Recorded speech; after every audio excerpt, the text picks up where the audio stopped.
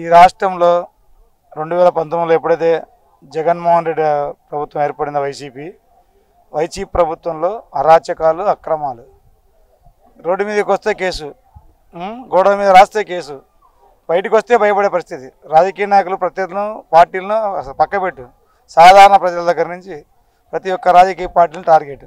జగన్ను ప్రశ్నిస్తే కేసు, ప్రభుత్వం మీద ప్రశ్నిస్తే కేసు. అంటే అతను ఏంటంటే రాయలసీమ నుంచి వచ్చాడు. ఇప్పుడు సాధ్యమైనంత వరకు ఆంధ్రప్రదేశ్లో రాయలసీమ ముఖ్యమంత్రి అందరూ పరిపాలించారు, వాళ్ళ నాన్నతో సహా. ఎక్కువ శాతం రాయలసీమ ముఖ్యమంత్రి ఇప్పటికి కూడా పరిపాలించేది నెక్స్ట్ రాయలసీమ ముఖ్యమంత్రి చంద్రబాబు నాయుడు.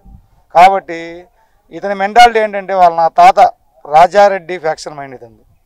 రాజారెడ్డి అనే వ్యక్తి ఒక గ్రానైట్ వ్యాపారి దగ్గర పనిచేసి గుమస్తాగా అతన్నే గ్రానైట్ కంపెనీలో చంపేసి టిప్పర్లతో మద్రాసు తోలి, మద్రాసు టిప్పర్లు వెళ్ళేటప్పుడు ఎన్ని శవాలు పడిపోయి రోడ్డు మీద, హైవే మీద.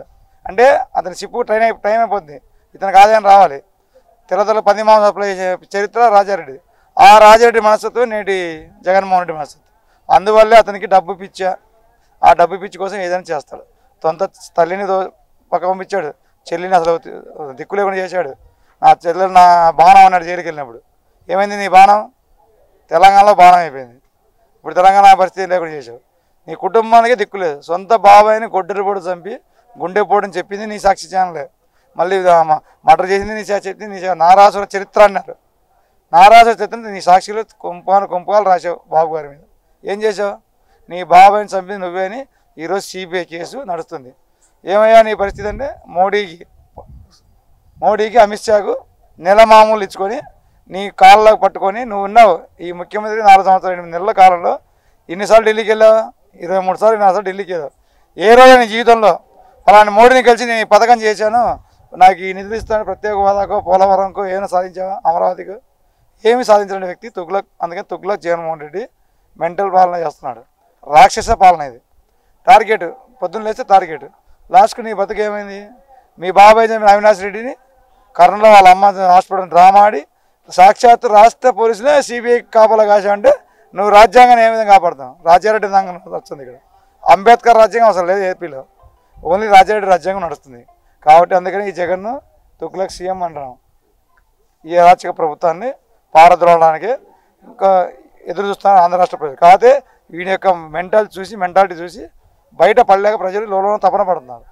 రేపు రాబోయే ఎలక్షన్లో తెలుగుదేశం జనసేన యొక్క కూటమిలో తుఫాను సునామీలో ఈ తుగ్లక్ ప్రభుత్వం కొట్టుకొని పోతుంది. వైసీపీ నాయకులు ఎవడు కనపడు.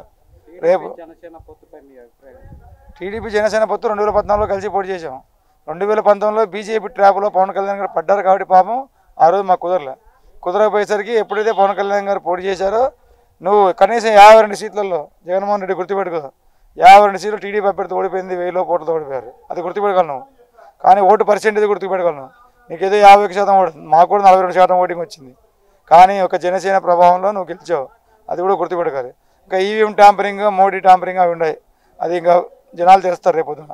కానీ ఈరోజు 2024 ఎప్పుడు ఎలక్షన్ వచ్చినా ఈ జనసేన టీడీపీ తుఫాన్లో నువ్వు వైసీపీ అనేది ఒక సునామీలా కొట్టుకొని వెళ్ళిపోతుంది రాష్ట్రం నుంచి. ఇంకా నెక్స్ట్ జగన్మోహన్ రెడ్డి అనే వ్యక్తి కనపడు అసలు. ఇంకా నెక్స్ట్ ఎలక్షన్ అతను కనపడి 24 తర్వాత అతని పార్టీ ఎలా ఉంటుందో మేము చూపిస్తాం ఈసారి. అది జబర్దస్త్ రాని, ఆటిన్ రాని అంటారు దాన్ని. అది ఒక కర్రె పందిలాగా టూరిజం మినిస్టర్ అంటారు దాని. కర్రె పందిలాగా రోజా ఆంటీ, ముద్దు పేరు రోజా ఆంటీ అంటాం. ఈ రోజా ఆంటీ ఏం చేసిందండి? నీకు టూరిజం మినిస్టర్. ఆ రోజు అఖిలప్రియని ఎగతాళి చేశాను, పంజాబ్ డ్రెస్ వేసుకొని వచ్చిందని. ఆమె చిన్న వయసు, మరి నీ వయసు ఎంత?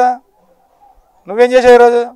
ఆ రోజు ఒక టూరిజం మంత్రి, ఆమె టూరిజం, నువ్వు టూరిజం మంత్రి. ఇప్పుడు నువ్వు టూరిజం మంత్రి స్టేజ్ల మీద డ్యాన్స్ వేస్తావా మంత్రిగా నువ్వు? సరే, నువ్వు ఒక రోజున 2014 చంద్రబాబు నాయుడు ప్రభుత్వం ఏర్పడి చెక్ బౌన్స్ కేసులో నువ్వు నిందితురాలి. నీకు ఈరోజు 5 బెంచ్ కార్లు ఇలా వచ్చాయి, నీ ఇంట్లో ఫ్యామిలీ ప్రతి ఒక్కరి కారు, విల్లాలు ఎక్కడి నుంచి వచ్చాయి, కొన్ని వేల కోట్ల ఆస్తులు మీద ఆరోపణలు వస్తున్నాయి. రేపు బాబు గారు ప్రభుత్వం రాగా లోకేష్ బాబు నేను చట్టా మొత్తం లేపి నిన్ను ఎక్కడ ఉంచాలో అక్కడ ఉంచుతాడు. రోజా ఆంటీ, నువ్వేదో ఆడదానివని ఊరుకుంటున్నారు, కానీ నువ్వు ఆడదానిలో ప్రవర్తించట్లేదు. నువ్వు చాలా సిగ్గుపడాలి. కేక్ కట్ చేసావు ఆ బాబు గారు చేస్తే. మరి విడుదలను ఏం చేసావు నువ్వు? ఆ రోజు ఏం చేసావు? కన్నీళ్ళు ఖర్చు కూర్చున్నావా? ఆ రోజు డైలాగ్ వేసావు. ఇవన్నీ నడవు రోజా అంటే. నువ్వు మళ్ళీ జబర్దస్త్కి వెళ్ళిపోతావు. వ్యక్తిగతంగా పెళ్ళిళ్ళ గురించి ఈ ప్యాకేజ్ ఇచ్చినప్పుడు నా చంద్రబాబు ప్యాకేజ్ ఇచ్చాడు. కొరాలని నేను ఇంటి పక్కన చంద్రబాబు ఇంటి గేట్లో ఉన్నాడు, అక్కడ పేరున్నాడు, అక్కడ చంద్రబాబు బెడ్రూమ్లో ఉన్నాడు అన్న. పవన్ కళ్యాణ్ చంద్రబాబు ఇంటికి వచ్చినప్పుడు ఎందుకంటే మాటలు మరి మేమంటాం మేమంట దత్తపుత్ర, మరి మోడీకి దత్తపుత్రుడు, మోడీ సొంత పుత్ర మీ జగన్మోహన్ రెడ్డి. ఈరోజు సిబిఐ కేసులో 11 సంవత్సరాలు బెయిల్ మీద సిగ్గు లేకుండా ఒక రాజకీయ ఇండియా చరిత్రలో, భారతదేశ చరిత్రలో 11 సంవత్సరాలుగా బెయిల్ మీద వ్యక్తి జగన్మోహన్ రెడ్డి ఎలా ఉన్నాడు 11 సంవత్సరాల నుంచి. మరియు విచారణ కాకుండా 1312 పిటిషన్ లేదు, అన్ని పిటిషన్లు ఇంతవరకు ఎవరికి చరిత్రలో వేయలేదంట. మొన్న రఘురామకృష్ణ సుప్రీంకోర్టు కూడా వేయడం జరిగింది. ఒక పంజాబ్లో రీసెంట్గా 13 పిటిషన్ 14 ఆప్షన్ పిటిషన్ ఇస్తే ఒక రాజకీయ నాయకుని జైల్లో పడేసిన పరిస్థితి. మరి ఎందుకు జగన్మోహన్ రెడ్డి వినాయము అంటే, నువ్వు కాళ్ళు పట్టుకుని ఢిల్లీకి వెళ్ళి మోగాళ్ళ మీద సగల పడతావు ప్రధాని మోడీతో, నెల ప్యాకేజ్ పంపిస్తావు. ప్యాకేజ్ ఎప్పుడైతే తేడా వచ్చిందో ఇదే మోడీ ఒక పురంధరేశ్వరనో, ఒక జీవీఎల్ నరసింహరావునో, ఒక విష్ణువర్ధన్ రెడ్డినో, సారాయి వీర్రాజునో ఇలాంటి వ్యక్తులతో మాట్లాడిస్తాడు. మళ్ళీ 2 నీకు ప్యాకేజ్ వెళ్ళిపోతుంది. ఈరోజు ఎందుకంటే జగన్మోహన్ రెడ్డి చంద్రబాబు మీద ఒక 4 కేసులు మళ్ళీ తీసుకొచ్చాడు. మళ్ళీ కేసు ఎందుకు ఆపాడండి? ఎందుకు ఆపాడు? మోడీ వచ్చి పురంధరేశ్వర్ నాకు డ్రామా ఆడిచ్చాడు. నీ మీద కేసులు ఏమన్నారు, విదేశాటి మీద కేసులు, సిబిఐకి కంప్లైంట్ ఇచ్చాము, సుప్రీంకోర్టు రాశావు. నీవు రాసే నాటకం మీరే, సూత్రధారనే పాత్రధారణ మీరే. నువ్వు దాంట్లో పావు. నువ్వు ఒక వ్యవస్థను నాశనం చేసి నువ్వు ఒక రాష్ట్రాన్ని తాకట్టు పెట్టావు మోడీ దగ్గర. నీ పరిస్థితి, నీ బతుకు అది. నారా చంద్రబాబు నాయుడు ముఖ్యమంత్రి కాబోతున్నారు, జనసేన మద్దతు బ్రహ్మాండంగా పరిపాలన చేస్తారు. పవన్ కళ్యాణ్ గారు ఒకే అభిప్రాయం చెప్పారు. ఈ రోజున జైలుకి వచ్చిన తర్వాత లోకేష్ బాబు, బాలకృష్ణ, పవన్ కళ్యాణ్ ముగ్గురు ములాఖాతున్న జైలు ముందే ప్రకటన చేశాడు. వాస్తవంగా అయితే జైలు నోటిఫికేషన్ దగ్గర ఈ పొత్తు పరిణామాలు ఉన్నాం అనుకున్నాం మేము ఆ దృష్టిలో. కానీ ఎప్పుడైతే అరెస్ట్ చేశారో, చేసిన రోజు ఒక దమ్మున్న మగాళ్ళ పవన్ కళ్యాణ్ బాబు గారి కోసం, రాష్ట్రాభివృద్ధి కోసం, సీట్లు కాదు నాకు కావాల్సింది ఈ రాష్ట్రం కావాలి, ఈ జగన్మోహన్ రెడ్డిని తరిమి కొట్టాలి, దానికోసం ఎంతవరకు సిద్ధమే, నేను ఎక్కడ పంతానికి పోవట్లేదు, బాబు గారి అభివృద్ధిని ఈరోజు నేను హైదరాబాద్ నుంచి వచ్చి నా కళ్ళు తిరిగిపోయాయి. అది చూసి నేను ఒక విజయనున్న నాయకుడు కాబట్టి నేను షరతులు లేని మద్దతు ఇస్తున్నాను అని ప్రకటించేసి ఎమ్మడే సమన్వయ కమిటీ వేసుకొని బాబు గారు జైలు నుంచి వచ్చేలోపే కమిటీలు వేసుకొని 2 సార్లు మీటింగ్లో చేసుకోవడం జరిగింది. ఇది పవన్ కళ్యాణ్ అంత సొంతంగా ఏ స్వార్థము లేకుండా బహిరంగంగా మద్దతు ప్రకటించాడు. అలా మీకు ఎవరన్నా ప్రకటించగలరా? నువ్వు భయపడతావు. ఈరోజు పవన్ కళ్యాణ్ వచ్చి కలుపుతున్నాడు వాళ్ళు, మరి నువ్వు సింగల్గా ఎందుకు వెళ్ళలేకపోతున్నావు? వైనాట్ 175 కదా, మేము వైనాట్ పులివెందల అంటున్నాం ఇప్పుడు. రోజున మా బీటెక్ కదా అన్నాడు, వైనాట్ పులివెందల.